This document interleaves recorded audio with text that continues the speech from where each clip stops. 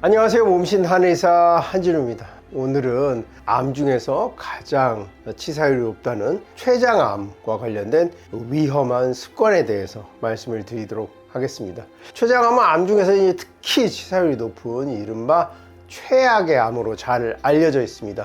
그 이유는 췌장의 약 80%가 손상되기 전까지는 별다른 증상이 나타나지 않고 또 췌장이 우리 몸 깊숙한 후복벽에 위치해 있기 때문에 조기 진단이 매우 어렵기 때문입니다.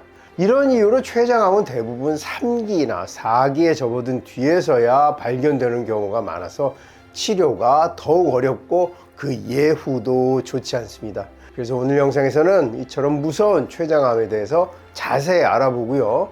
어떻게 하면 미리 예방할 수 있는지 그 실질적인 방법들을 알려드리도록 하겠습니다. 오늘 영상 끝까지 봐주시고요. 좋아요 한번 눌러주시면 큰 도움이 되겠습니다.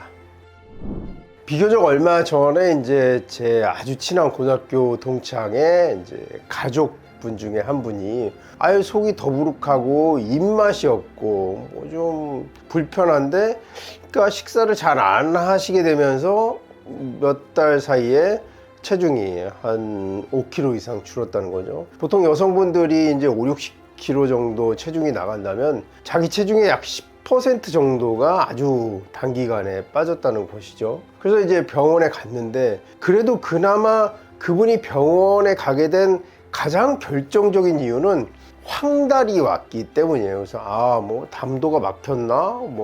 간에 무슨 이상이 있나? 그래서 응급실로 갔는데 가서 보니까 췌장에 좀 약간 문제가 있는 것 같다. 그래서 CT하고 이렇게 검사를 했더니 췌장암 2기로 판명이라서 수술을 합시다 해서 개복을 했더니 거의 4기에 가까웠던 거예요. 근데 우리가 CT나 이런 검사로 했을 때와 수술방에 들어가서 환부를 열었을 때 어떤 상황이 다른 경우들이 있는데 이 경우는 굉장히 좀 차이가 컸었던 거죠. 그래서 수술을 하기는 했고 조금 좋아지셨는데 이내 다른 장기에 전이 된 것이 폐로 전이 된 것이 문제가 돼서 그러니까 이 응급실 간 시점에서 약 6개월 사이에 돌아가시는 이런 안타까운 일들이 있었습니다. 이 췌장암이라는 것이 이렇게 발견되기가 어렵고 평소에 체중 변화가 있었다 하면 그리고 또 속이 불편하다, 입맛이 없다 이런 일들이 있으면 복부나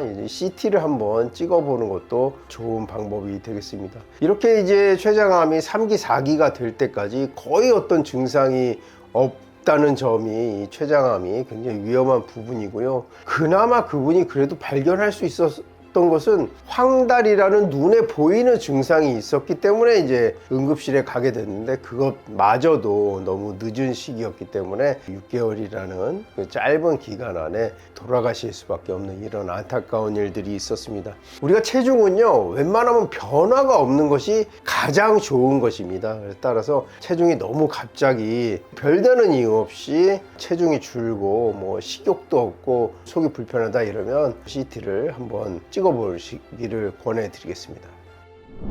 췌장암 환자분들 중에는 최근 1, 2년 사이에 새롭게 당뇨 진단을 받는 경우가 의외로 많습니다. 특히 기존에 당뇨가 없던 사람이 50세 이후에 갑자기 당뇨병을 진단받거나 기존 당뇨 환자였다고 하더라도 혈당 조절이 갑자기 안 되는 경우 반드시 주의 깊게 관찰할 필요가 있습니다.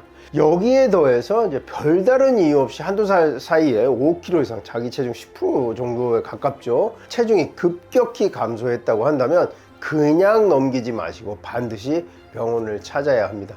췌장암은 초기 증상이 거의 없기 때문에 이런 미묘한 변화들이 사실상 몸이 보내는 조기 경고 신호일 수 있기 때문입니다. 또한 배꼽 주변의 통증이라든지 등 쪽에 묵직한 어떤 불편감이 함께 나타난다면 단순한 소화불량이나 허리 통증으로 생각하지 마시고 빠르게 복부 초음파, CT, MRI 같은 영상 검사나 정밀 검사를 받아보셔야 합니다. 췌장암은 발견이 늦을수록 치료가 어려워지고요. 생존율도 크게 떨어지기 때문에 이상 신호를 느꼈을 때는 혹시나 하는 마음으로라도 적극적으로 검사해 보는 것이 가장 현명한 대응입니다.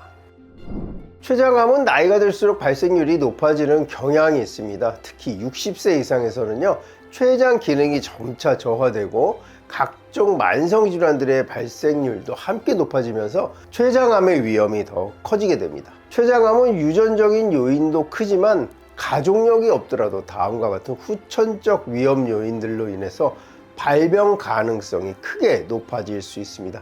대표적인 위험 요인은 다음과 같습니다. 첫 번째로는 이제 만성 췌장염, 염증이 반복되면서 암이 될 수 있죠. 그리고 의외인 것은 비만이죠. 비만도 만성염증을 일으킬 수가 있는 것이죠. 당뇨병, 흡연, 과식. 이 중에서 특히 흡연은요, 췌장암의 가장 강력한 위험 요인으로 꼽힙니다. 연구에 따르면요, 흡연자는 췌장암 발생 위험이 2.3배나 높아지고요, 당뇨병 환자 역시 췌장암 위험이 약 2배 증가하는 것으로 나타났습니다. 더욱 주의해야 할 점은요, 만성 췌장염을 앓고 있는 사람이 흡연까지 한다면 이 두 요인이 상승작용, 시너지를 일으켜서 췌장암의 위험도가 수십 배까지 높아질 수 있다는 점입니다. 이처럼 여러 위험 요인이 복합적으로 작용을 할수록 췌장에 가해지는 부담은 더 커지고요, 췌장암으로 이어질 가능성도 매우 높아지므로 한 가지라도 해당된다면 적극적인 관리와 정기적인 검진이 필요합니다. 혈당 스파이크라는 것은요, 혈당이 짧은 시간 안에 급격히 올라갔다가 다시 급격히 떨어지는 현상을 말을 합니다.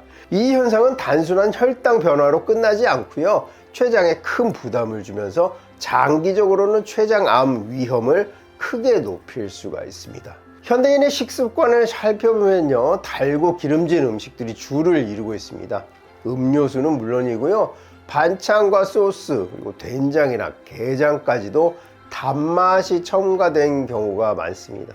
요즘 음식들은 이제 단, 짠, 맵 이렇게 분류를 하죠. 근데 짠맛과 매운맛을 감추기 위해서 단맛이 숨어 있는 경우들이 많이 있습니다. 이런 음식들은요, 혈당을 빠르게 상승시켜서 췌장에서 인슐린을 급하게 또 과도하게 분비하게 만들게 됩니다. 문제는 여기서 그치지 않는데요, 이렇게 해서 반복적으로 췌장을 자극하게 되면 인슐린을 만들어내는 췌장의 베타 세포가 손상되고요, 시간이 지날수록 췌장 기능이 망가지게 됩니다. 결국 이는 당뇨병의 악화뿐 아니라 췌장암 발병의 위험도 높이는 결과로 이어질 수가 있습니다.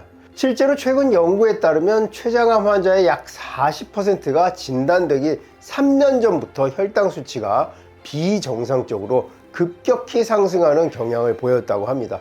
즉, 혈당의 급변은 단순한 당뇨 문제가 아니라 췌장 내부에 심각한 변화가 생기고 있다는 신호일 수 있다는 것입니다. 특히 주의해야 할 경우는 다음과 같습니다. 먼저 50세 이후에 새롭게 당뇨병 진단을 받은 경우, 또는 기존 당뇨 환자인데 갑자기 혈당 조절이 잘 되지 않는 경우, 이런 상황이라면 단순히 식습관이나 나이 탓으로 넘기지 마시고요, 췌장암의 조기 신호일 가능성을 의심하고 반드시 정밀 검사를 받아보시기 바라겠습니다. 또한 통계에 따르면요, 췌장암 환자의 약 절반은 당뇨병 진단을 받은 지 약 1년 이내에 암이 발생한다고 합니다. 이는 곧 당뇨병과 췌장암이 서로 밀접하게 연관된 질환이라는 사실을 보여줍니다. 따라서 당뇨병 환자라면 정기적인 혈당 관리뿐 아니라 췌장의 건강 상태도 함께 점검하는 것이 매우 중요하다는 점 꼭 기억하시기 바라겠습니다. 췌장암은 조기 발견이 어려운 만큼 평소 생활 습관 관리가 매우 중요합니다. 특히 다음과 같은 습관들은요, 췌장을 망가뜨리고 결국 췌장암의 발병 위험을 높이는 대표적인 요인들입니다. 그 첫 번째는요, 흡연입니다. 췌장암의 가장 강력하고 위험한 요인이 되고 있고요, 흡연은 췌장암의 위험을 2배 이상 높이는 주요 원인이 됩니다.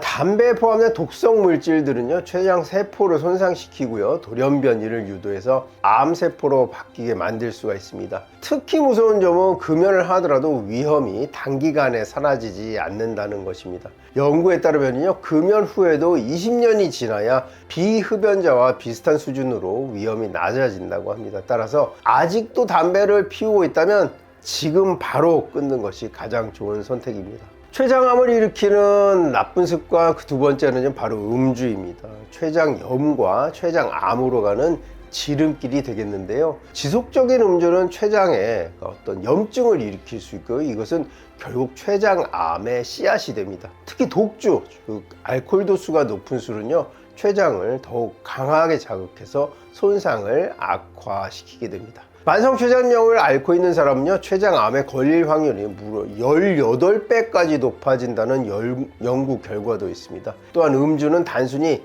양의 문제뿐만이 아니라 횟수 자체도 위험 요인으로 작용하기 때문에 가능하면 술을 끊거나 최소한 횟수를 줄이는 노력이 필요합니다. 췌장암에 악영향을 주는 생활습관, 그 다음은요 바로 야식과 과식입니다. 이것은 우리 췌장을 쉬지 못하게 만드는 것이죠. 췌장은 소화에 필요한 효소를 하루에 1리터에서 2리터 이렇게 많이 분비하는 아주 바쁜 장기인데요.